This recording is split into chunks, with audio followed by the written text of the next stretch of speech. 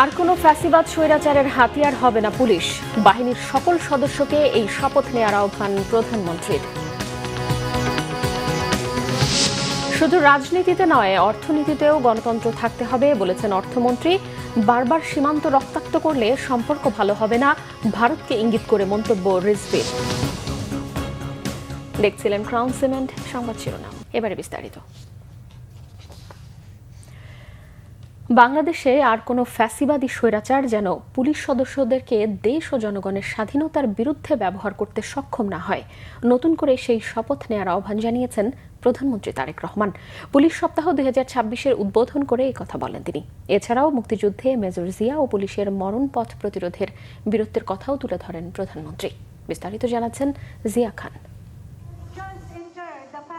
রাজধানীর রাজারবাগ পুলিশ লাইন্সের রবিবার সকাল 9টায় পুলিশ সপ্তাহ 2026-এর উদ্বোধন করেন প্রধানমন্ত্রী তারেক রহমান। পুলিশ সপ্তাহে এবারের প্রতিপাদ্য আমার পুলিশ আমার দেশ, সবার আগে বাংলাদেশ।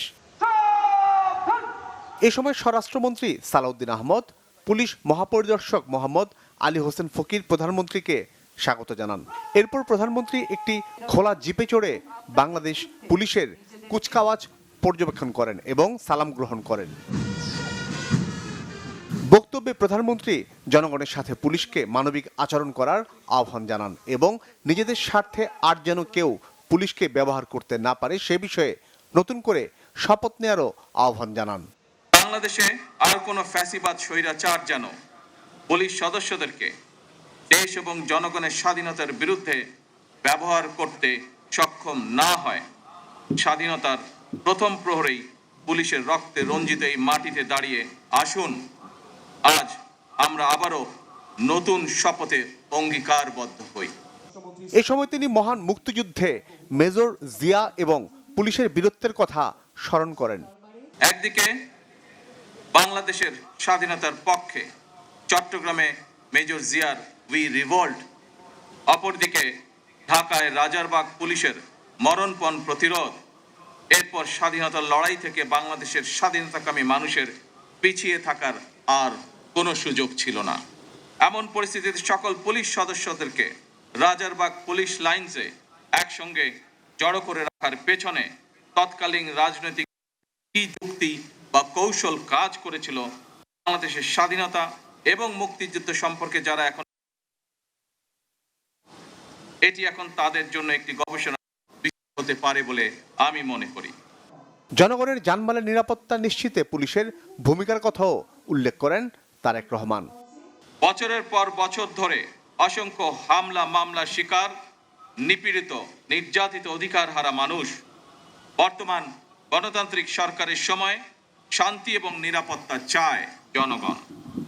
দেশের জনগণের শান্তি এবং নিরাপত্তা নিশ্চিত করা আপনাদের কার্যক্রম, অর্থাৎ পুলিশের ভূমিকার উপরেই সবচেয়ে বেশি নির্ভরশীল।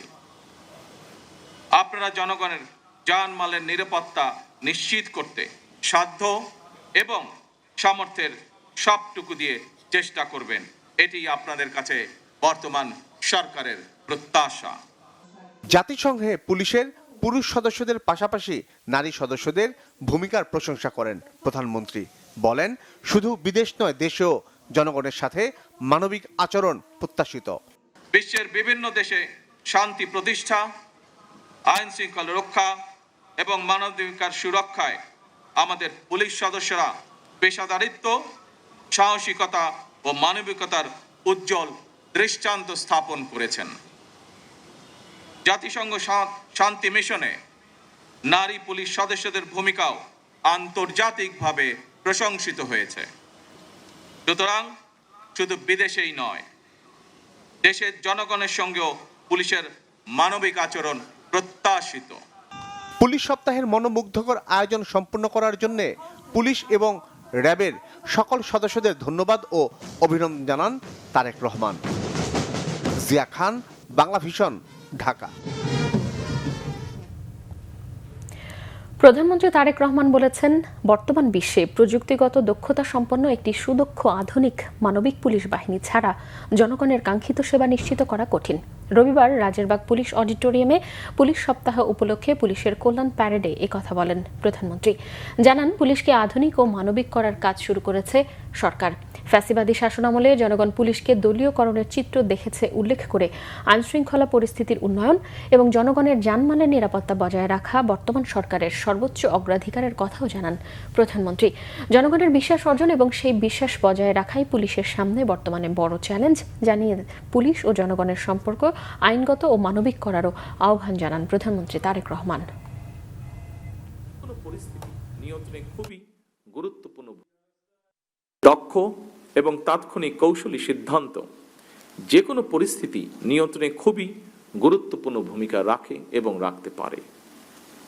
আপনারা কেবল আইন প্রয়োগ করেই বাহিনীর সদস্যই নন, আপনারাই হচ্ছেন রাষ্ট্রে আইন শৃঙ্খলা রক্ষা, জনগণের নিরাপত্তার নিশ্চয়তা এবং ন্যায় বিচার প্রদানের প্রথম দ্বার। সুতরাং পুলিশ যদি জনগণের কাছে বিশ্বাস এবং নিরাপত্তার প্রতীক হয়ে উঠতে পারে, সেখানেই একজন নাগরিক হিসেবে আমি মনে করি সেখানেই পুলিশের সবচেয়ে বড় সাফল্য। এদিকে স্বরাষ্ট্রমন্ত্রী সালাউদ্দিন আহমদ বলেছেন, পুলিশকে জনকল্যাণমুখী ও আধুনিক বাহিনী হিসেবে গড়ে তুলতে সরকারের আর্থিক সঙ্গতি ও সক্ষমতা বিবেচনায় তাদেরকে যৌক্তিক দাবিগুলো পূরণ করা হবে। পুলিশ সপ্তাহ উদযাপন উপলক্ষে প্রধানমন্ত্রীর বিশেষ কল্যাণ সভায় মন্ত্রী এই আশ্বাস দেন। পুলিশিং কার্যক্রম আরো গতিশীল ও কার্যকর করতে অতিরিক্ত কর্মঘণ্টার দায়িত্ব পালনকারী পুলিশ সদস্যদের জন্য ভাতা প্রদান গুরুত্বপূর্ণ, যা তাদের মনোবল ও সেবার মান উন্নয়নে সহায়ক হবে। এই ওভারটাইম প্রদানের বিষয়টি বিবেচনা করার জন্য আমি মাননীয় প্রধানমন্ত্রী আপনাকে আবেদন করছি। দীর্ঘ কর্মঘণ্টা ও অধিক কর্মচাপ বিবেচনায় পুলিশ সদস্যদের শারীরিক ও মানসিক স্বাস্থ্য সুরক্ষায় কেন্দ্রীয় ও বিভাগীয় হাসপাতালকে সুযোগ সুবিধা বৃদ্ধিপূর্বক আরো আধুনিক ও যুগ উপযোগী করে তোলা প্রয়োজন। এই বিষয়ে পুলিশ সদস্যদের উদ্দেশ্যে বলছি, ইতিমধ্যে আমরা ইনস্ট্রাকশন দিয়েছি, মাননীয় প্রধানমন্ত্রী আমাদের সে আবেদন মঞ্জুর করেছেন। আমরা বিভাগীয় এবং কেন্দ্রীয় পর্যায়ে আপনাদের পুলিশ হসপিটাল যেগুলো আছে বিদ্যমান সেগুলোকে আরো উন্নয়ন করা এবং প্রয়োজনে আলাদা ইউনিট রেজ করা। অর্থ ও পরিকল্পনা মন্ত্রী আমির খসরু মাহমুদ চৌধুরী বলেছেন, সরকার মেগা প্রজেক্টে না গিয়ে সামাজিক কর্মসূচিগুলোকে প্রাধান্য দিচ্ছে। ফ্যামিলি কার্ড ও কৃষক কার্ডও এর অংশ। এর ফলে প্রান্তিক মানুষের জীবনযাত্রার মান বাড়বে। রবিবার রাজধানীর আগারগাঁওয়ে আনুষ্ঠানিক খাতের উন্নয়নে পিকেএসএফ এবং বিশ্বব্যাংকের যৌথ প্রকল্প রেইজের দ্বিতীয় পর্যায়ের কার্যক্রমের উদ্বোধনী অনুষ্ঠানে এসব কথা বলেন অর্থমন্ত্রী। জানান, মূলধারার অর্থনীতির বাইরে থাকা মানুষকে সরকার অর্থনীতির মূলধারায় নিয়ে আসতে চায়। শুধু রাজনীতিতে গণতন্ত্র থাকলেই হবে না, অর্থনীতিতেও গণতন্ত্র থাকতে হবে। যে কোনো প্রকল্প বাস্তবায়নের ক্ষেত্রে নির্দিষ্ট মানদণ্ড রয়েছে উল্লেখ করে সেই মানদণ্ড পূরণ না করলে সরকার কোনো প্রকল্প বাস্তবায়ন করবে না বলেও জানান আমির খসরু মাহমুদ চৌধুরী। প্রজেক্ট করার পিছনে একটা চিন্তা ভাবনা ধারণা আউটপুট। আমরা কোনো মেগা প্রজেক্ট, কোনো বিশাল বিশাল কর্মকাণ্ডে যাচ্ছি না, আমরা কিন্তু সোশ্যাল প্রোগ্রামে যাচ্ছি। আমরা কিন্তু এই যে বিগত দিনের বিভিন্ন কি বলবো অলিগার্কিক এবং পৃষ্ঠপোষকতার অর্থনীতির কারণে সাধারণ মানুষ দেশের অর্থনীতিতে অংশগ্রহণ থেকে বাইরে থেকে গেছে। যেই স্বপ্ন আমরা দেখছি যে বাংলাদেশের স্টোরি বিশ্বে নিয়ে যেতে পারবো, সেটা সবাই মিলে করতে হবে। কোনো রাজনৈতিক দলের বিষয় না, সরকারের বিষয় না। এটা হচ্ছে ডেমোক্রেসি যেরকম participatory, economy has to be participatory. সকলকে ইনভলভ করতে হবে, সকলকে এটার সুযোগ, এটার সুফল পেতে হবে। বিগত দিনে দুর্বৃত্তের সংস্কৃতি তৈরি হয়েছিল। যেখানে শিক্ষা নিয়ে আলোচনার সুযোগই ছিল না বলে অভিযোগ করেছেন তথ্য ও সম্প্রচার মন্ত্রী জহিরুদ্দিন স্বপন। তিনি বলেন, নৈতিক সংকটের কারণে জাতি হিসেবে পিছিয়ে আছি। রবিবার সকালে রাজধানীর ড্যাফোডিল টাওয়ারে বাংলাদেশ ছাত্র কল্যাণ ট্রাস্টের উদ্যোগে আয়োজিত এক অনুষ্ঠানে তথ্যমন্ত্রী বলেন, এটি উন্নত সমাজ গঠনের জন্য মৌলিক নীতিমালা থাকা দরকার, যা তৈরি করা রাষ্ট্রের জন্য বড় চ্যালেঞ্জ। তিনি বলেন, বর্তমান সরকারের সময়ে সোশ্যাল মিডিয়ার গণমাধ্যম জগতে বড় প্ল্যাটফর্ম হলেও সেখানে কাজ করার কোনো নীতিমালা নেই, যার সমাধানে কাজ করছে সরকার। প্রধানমন্ত্রী শিক্ষণীয় কন্টেন্ট গণমাধ্যমে প্রচারের তাগিদ দিয়ে বলেছেন, তিনি জানিয়েছেন। অনুষ্ঠানে প্রবাসী কল্যাণ প্রতিমন্ত্রী নুরুল হক বলেন, জনগণের মানসিক অবস্থার পরিবর্তন না হলে দেশ এগিয়ে যেতে পারে না। জুলাই গণঅভ্যুত্থানের পর যে পরিবর্তনের আশা করা হয়েছিল তা হয়নি।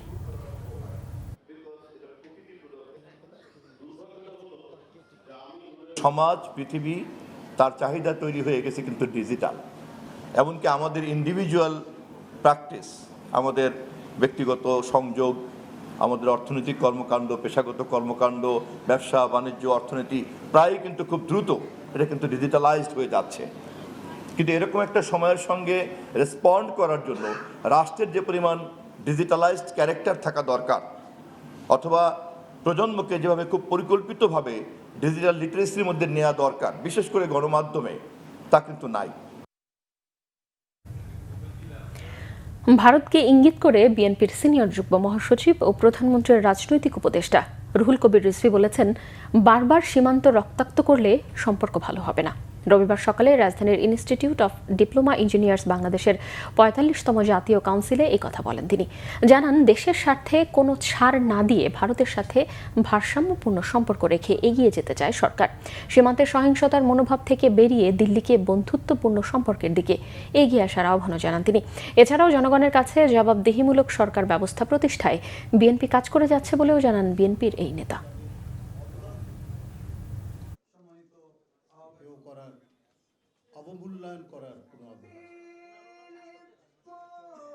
একটি সৎ প্রতিবেশী সুলভ বন্ধুত্বপূর্ণ সম্পর্ক থাকবে, কিন্তু আপনি বারবার সীমান্তকে রক্তাক্ত করতে থাকবেন, এইভাবে তো একটি ভালো সম্পর্ক কখনোই গড়ে ওঠে না। সুতরাং দিল্লিকে অবশ্যই এই রক্তপাত বন্ধ করতে হবে। বাংলাদেশের সাথে যদি একটি স্থায়ী বন্ধুত্ব গড়ে তুলতে চান, তাহলে এই যে একটা মানে সহিংসতার মনোবৃত্তি, এটা পরিহার করতে হবে। স্থানীয় সরকার নির্বাচনে ৫০ উপজেলা চেয়ারম্যান প্রার্থী ও ৫০ পৌরসভার মেয়র প্রার্থীদের নাম ঘোষণা করেছে এনসিপি। আগামী সপ্তাহে আরও ১০০ প্রার্থীর নাম ঘোষণা করা হবে বলেও দলের পক্ষ থেকে জানানো হয়। রবিবার বিকেলে বাংলা মোটরে দলটির কেন্দ্রীয় কার্যালয়ে স্থানীয় সরকার নির্বাচন পরিচালনা কমিটির জরুরি সংবাদ সম্মেলনে প্রার্থীদের নাম ঘোষণা করেন এনসিপির নেতারা। এ সময় দলটির মুখ্য সংগঠক সার্জিস আলম বলেছেন, ফ্যাসিবাদের সাথে সম্পর্ক ছিল না এমন কোন রাজনৈতিক দলের সদস্য স্থানীয় সরকার নির্বাচনে প্রার্থী হতে পারবে। সংবাদ সম্মেলনে এনসিপির মুখপাত্র আসিফ মাহমুদ সজীব ভুইয়া বলেন, বিএনপি ক্ষমতায় এসে গণতন্ত্রকে গলা টিপে হত্যা করেছে। স্থানীয় সরকার নির্বাচনে সরকারকে সময়সীমা নির্ধারণেরও আহ্বান জানান তিনি।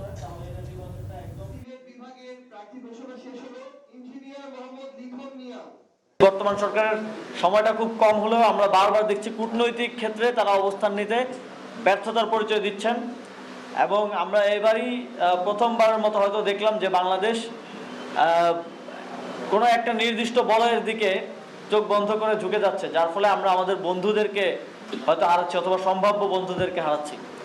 আমাদের আহ্বান থাকবে কূটনৈতিক ক্ষেত্রে সরকার আরও শক্তিশালী অবস্থান নেবে এবং বাংলাদেশের স্বার্থকে আগে দেখে অন্য কোনো দেশের স্বার্থকে না দেখে তারা ভয়েস রেজ করবে এবং ভারতের যারা নিপীড়নের শিকার হচ্ছে রাষ্ট্রীয়ভাবে তাদের পক্ষে দাঁড়াবে।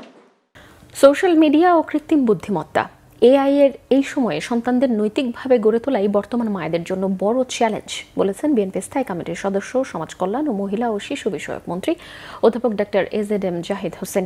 তিনি বলেন, আগের সময়ের তুলনায় এখন সন্তানদের উপর নিয়ন্ত্রণ রাখা এবং সঠিক পথে পরিচালনা বেশ কঠিন।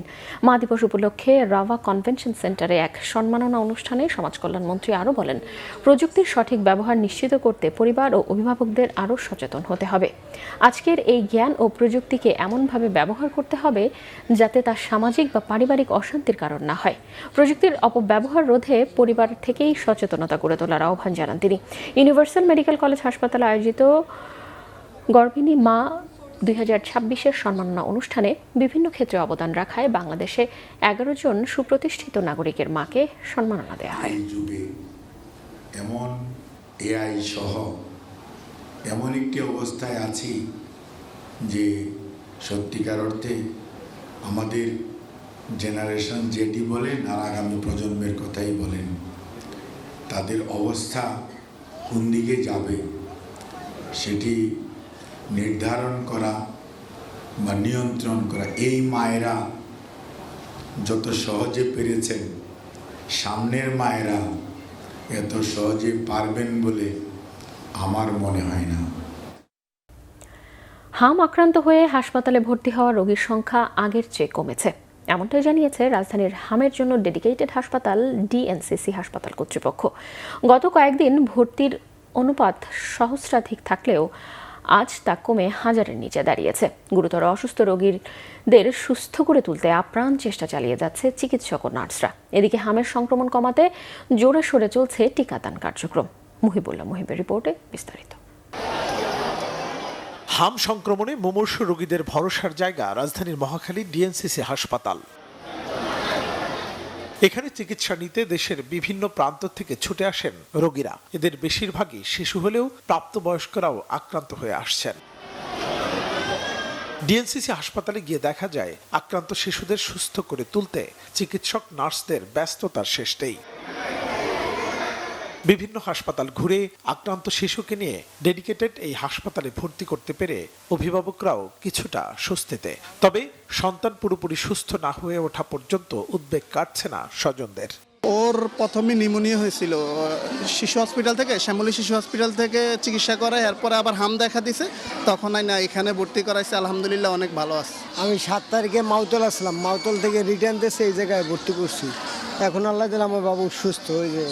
আল্লাহ রাখছে ভালো, মোটামুটি দেখি কি করা যায়, মানে পুরো সুস্থ হয়নি। এখন পরীক্ষা একটা আছে, ওই পরীক্ষাটা দিয়ে পরে যা করে করবো। এখন চেষ্টা করতেছি, বারবার খাবারের ওষুধ খাওয়াচ্ছি, আস্তে আস্তে দেখা তো যাচ্ছে ভালো হচ্ছে। এখানে চিকিৎসা অনেক ভালো, চিকিৎসা করার কারণে আলহামদুলিল্লাহ সুস্থ হয়ে গেছে। আগের চেয়ে কিছুটা কমেছে রোগীর চাপ।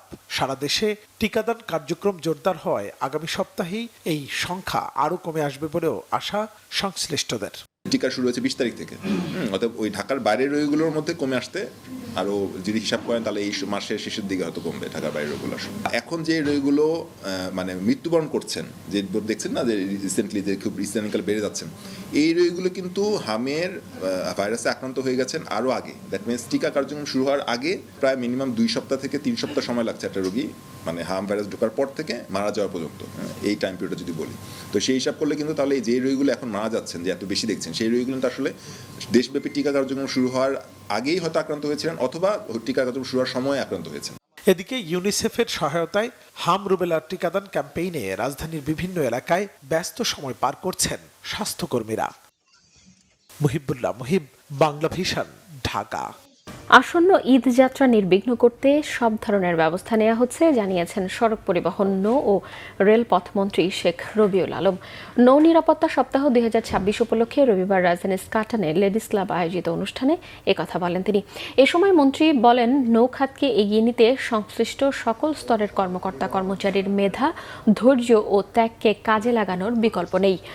অনুষ্ঠানে নৌপরিবহন প্রতিমন্ত্রী রাজীব আহসান বলেছেন, সচেতনতা ও দায়িত্বশীলতার মাধ্যমে নৌপথের দুর্ঘটনা শূন্যে নামিয়ে আনা সম্ভব।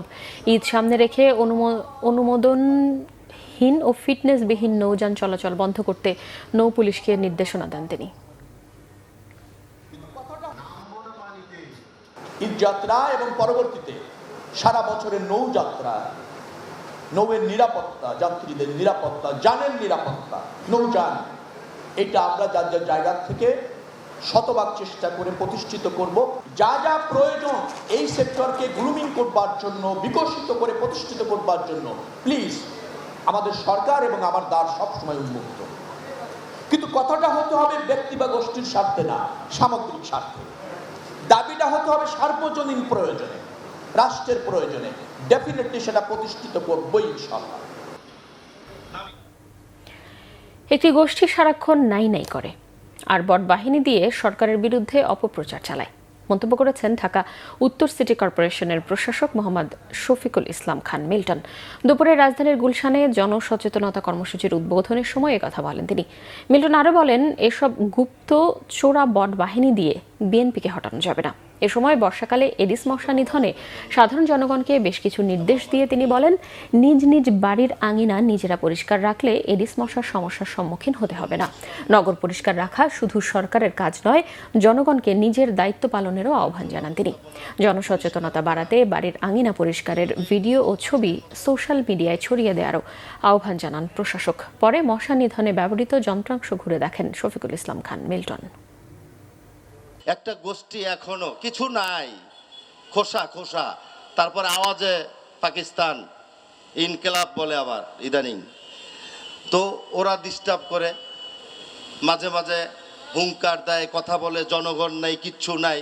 ফেসবুকে হাজার হাজার কিছু আইডি আছে, একটার কি বলে সিস্টেম রাখে কুষ্টিয়ায়, একটা রাখে কুমিল্লায়, একটা রাখে বেনাপোলে। এইভাবে চোরাগুপ্তা করে বট বাহিনী তৈরি করে আমাদের নামে বিভিন্ন সময় বিভিন্ন কথা অপপ্রচার করে। জুলাই গণ অভ্যুত্থানে রাজধানীর মোহাম্মদপুরে 9 জনকে হত্যার ঘটনায় করা মানবতা বিরোধী অপরাধের মামলায় ঢাকা দক্ষিণ সিটি কর্পোরেশনের সাবেক মেয়র শেখ ফজলে নূর তাপস সহ 28 আসামির বিরুদ্ধে বিচার শুরুর আদেশ দিয়েছে ট্রাইব্যুনাল। আন্তর্জাতিক অপরাধ ট্রাইব্যুনাল 1-এর চেয়ারম্যান বিচারপতি মোহাম্মদ গোলাম মর্তুজা মজুমদারের নেতৃত্বাধীন 3 সদস্যের বিচারিক প্যানেল এই আদেশ দেয়। অভিযোগ গঠনের পর এখন শুরু হবে মামলার আনুষ্ঠানিক বিচার কার্যক্রম। এই মামলায় গ্রেফতার আছেন 4 জন আসামি। পলাতক আসামিদের মধ্যে রয়েছে সাবেক বস্ত্র ও পাট মন্ত্রী জাহাঙ্গীর কবির নানক, তৎকালীন ডিএনপি কমিশনার হাবিবুর রহমান, সাবেক এডিশনাল ডিআইজি প্রলয় কুমার জোয়ারদার, ডিএমপির সাবেক যুগ্ম কমিশনার বিপ্লব কুমার সরকার এবং ডিএনসিসির 32 নম্বর ওয়ার্ড কাউন্সিলর সৈয়দ হাসান নূর ইসলাম। 12 জুন থেকে ইংল্যান্ডে শুরু হবে আইসিসি নারী টি20 বিশ্বকাপ। এই আসরের জন্য 15 সদস্যের বাংলাদেশ দল ঘোষণা করেছে বিসিবি। বিশ্বকাপে পাকিস্তান, দক্ষিণ আফ্রিকা ও নেদারল্যান্ডসের 3টি ম্যাচ জয়ের প্রত্যাশা বাংলাদেশের। বিসিবিতে বাংলাদেশ দল ঘোষণা করেছেন নারী ক্রিকেটের প্রধান নির্বাচক সাজ্জাদ আহমেদ রিপন, দলের অধিনায়ক নিগার সুলতানা জ্যোতি এবং সহ অধিনায়ক নাহিদ আক্তার। প্রধান নির্বাচক জানিয়েছেন, ইংল্যান্ড কন্ডিশনে এখনও পেসারদের চেয়ে স্পিনাররা সুবিধা বেশি পায়, সেজন্য স্পিন বোলিংয়ে বেশি গুরুত্ব দিয়ে গড়া হয়েছে দল। পেস বোলিংয়ে মারুফা আক্তার ও ফারিহা ইসলাম তৃষ্ণার সাথে তৃতীয় পেসার হিসেবে আছেন ঋতুমণি। উইকেট রক্ষক ব্যাটার হিসেবে আছেন দিলারা আক্তার। এছাড়াও দলে আছেন সোবাহানা মোস্তারি, ফাহিমা খাতুন, শারমিন আক্তার সুপ্তা, স্বর্ণা আক্তার, রাবেয়া খান, সুলতানা খাতুন, সঞ্জিদা আক্তার মেঘলা, জুয়াইরিয়া ফেরদৌস এবং তাজ নেহার। 12 দলের এই বিশ্বকাপে কঠিন গ্রুপ এতে খেলবে বাংলাদেশ। গ্রুপে নিগার সুলতানাদের প্রতিপক্ষ দলগুলো হচ্ছে রেকর্ড 6 বারের চ্যাম্পিয়ন অস্ট্রেলিয়া, ভারত, পাকিস্তান, দক্ষিণ আফ্রিকা ও নেদারল্যান্ডস। বি গ্রুপে খেলবে ওয়েস্ট ইন্ডিজ, স্বাগতিক ইংল্যান্ড, নিউজিল্যান্ড, শ্রীলঙ্কা, আয়ারল্যান্ড ও স্কটল্যান্ড। 12 জুন বিশ্বকাপের উদ্বোধনী ম্যাচে এজবাস্টনে মুখোমুখি হবে স্বাগতিক ইংল্যান্ড ও শ্রীলঙ্কা। একই ভেন্যুতে 14 জুন বাংলাদেশের প্রথম ম্যাচ খেলবে নেদারল্যান্ডসের বিপক্ষে। সংবাদ শেষ করব ক্রাউন 7 শিরোনামগুলো আরও একবার জানিয়ে। আর কোনো ফ্যাসিবাদ স্বৈরাচারের হাতিয়ার হবে না পুলিশ, বাহিনীর সকল সদস্যকে এই শপথ নেওয়ার আহ্বান প্রধানমন্ত্রীর। শুধু রাজনীতিতে নয়, অর্থনীতিতেও গণতন্ত্র থাকতে হবে বলেছেন অর্থমন্ত্রী। বারবার সীমান্তে রক্তাক্ত করলে সম্পর্ক ভালো হবে না, ভারতকে ইঙ্গিত করে মন্তব্য রিজভির। এই ছিল এখনকার মতো। পরের সংবাদ রাত 10:30টায়, এর আগে রাত 9টায় রয়েছে নিউজ 20 দেখার আমন্ত্রণ রইল। এছাড়াও বাংলা ভিশন সংবাদ ও সংবাদ সংশ্লিষ্ট অনুষ্ঠান দেখতে ভিজিট করুন www.bbnews24.com ও facebook.com/banglavisionnews এবং সাবস্ক্রাইব করুন youtube.com/banglavisionnews। এতক্ষণ সঙ্গে থাকায় ধন্যবাদ সবাই।